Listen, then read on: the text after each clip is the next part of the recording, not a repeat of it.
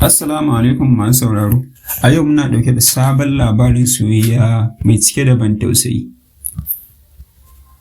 Akwai wasu masoya su biyu, Amina da Suleiman. Amina da Suleiman sun kasance masu ƙaunar juna fiye da komai a duniya. Soyayyarsu ta girma tun suna yara kuma sun yi alƙawarin zama tare har abada.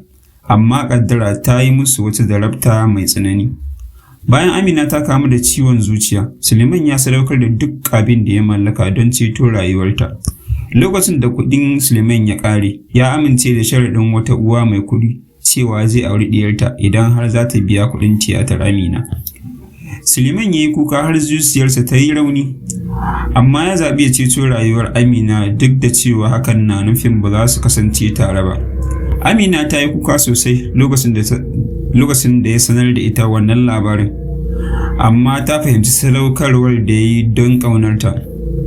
Bayan an yi mata tiyata an samu nasara kuma Amina ta farfado, amma lokacin da ta gane cewa Suleiman ba zai yi zama da ita ba, zuciyarta ta fara rauni fiye da ciwon da aka warkar mata. Ta kasa jure tunanin rayuwa ba tare da shi ba. Bayan watanni, Amina ta fara ramewa, duk da cewa likitoci ba su gano wani cuta a jikinta ba. Zuciyar Amina ta sake nuna alamun rauni, amma ba ta gaya kowa cewa abin da ke kashe ta shine bakin cikin rashin soyayyar Suleiman ba. A wani dare mai tsananin sanyi, Amina ta rubuta wasiƙa ga Suleiman. Suleiman, zuciyata ta warke a hannunka, amma rashinka ya sake karya ta. Na gode da sadaukarka da kai domin ceto na, amma ba zan iya rayuwa ba tare da kai ba. Soyayyar mu ce ta bani ƙarfi, kuma rashinta ne ya kwantar da ni. Idan har na bar wannan duniya, ka sani ba tare da zargi ba, sai dai da soyayyar mai tsafta da addu'a. Washe gari an samu Amina a kwance a gado, idanunta a lumshe, fuskarta cike da nutsuwa. Ta rasu ba tare da wani ciwo na zahiri ba, sai dai ciwon zuciya da ba za a iya gani da ido ba. Lokacin da Suleiman ya karanta wasiƙar, sai zuciyarsa ta yi nauyi kamar dutse. Duk dukiyar da ya mallaka babu abin da zai iya dawo da Amina ko rage zafin rashinta. A lokacin da ya gane cewa ba rayuwa ce kadai ake ceta ba, amma zuciya ma tana buƙatar soyayya da farin ciki don ta rayu. Suleiman ya bar dukiyar da ya samu, ya koma ƙauyensu inda ya zauna yana kula da mutane da ke buƙatar taimako. Kowace rana yana tunawa da Amina, yana faɗin, na ceci rayuwarta, amma ban san cewa zuciyarsa ta dogara da ni ba. Ƙauna ta gaskiya ba ta mutuwa ko bayan mutuwarta. Labarinsa ya zama abin koyi, yana nuna cewa soyayya na iya ceton rai, amma rashin ta ma na iya kashewa. Bayan rasuwar Amina, ƙauyensu ya shiga wani yanayi na jimami domin kowa ya san labarin soyayyar Amina da Suleiman. Duk wanda ya ji labarin rasuwarta ya ji tausayin abin da ta fuskanta. Amina ta zama abin koyi ga mutane, tana wakiltar ƙauyen mai tsafta da sadaukarwa. Suleiman kuwa, duk da ya koma ƙauyen don ci gaba da taimakawa marasa lafiya, ya kasance kullum cikin kunci da baƙin ciki.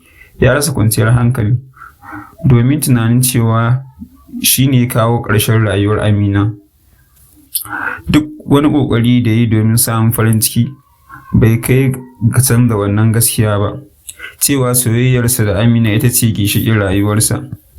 Wata rana bayan shekaru guda da rasuwar Amina, Suleiman ya yanke shawarar ziyarar makabartar. Yana zaune kusa da kabarinta, hannunsa riƙe da wani ganyen fure. Sai ya zo wani nauyi ya sauka a zuciyarsa. Yana magana kamar tana tare da shi. Amina, na yi duk mai yiwuwa don ceto ki, amma ban san cewa na rasa ki ba.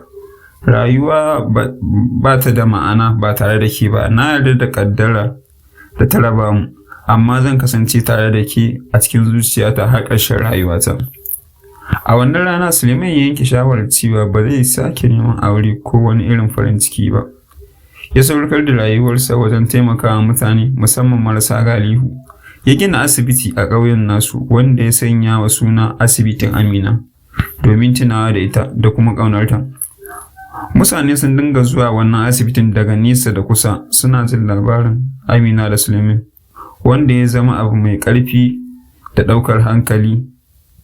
Yara suna girma da wannan labarin suna koyon cewa soyayya ba wai kawai maganar mallaka ba ce, amma kuma tana nufin sadaukarwa da jajircewa. Daga ƙarshe bayan shekaru masu yawa Suleiman ya rasu a cikin kwanciyar hankali. Mutanen ƙauyen sun binne shi kusa da kabarin Amina suna cewa a ƙarshe soyayya ta sake haɗa su. A wannan karon ba za a sake raba su ba. Makabartar ta zama wuri mai tsarki ga mutanen da ke neman sanin ma'anar soyayya ta gaskiya da irin sadaukarwar da take bukata, kuma har yanzu labarin yana ci gaba da ba mutane sha'awa da ban tausayi.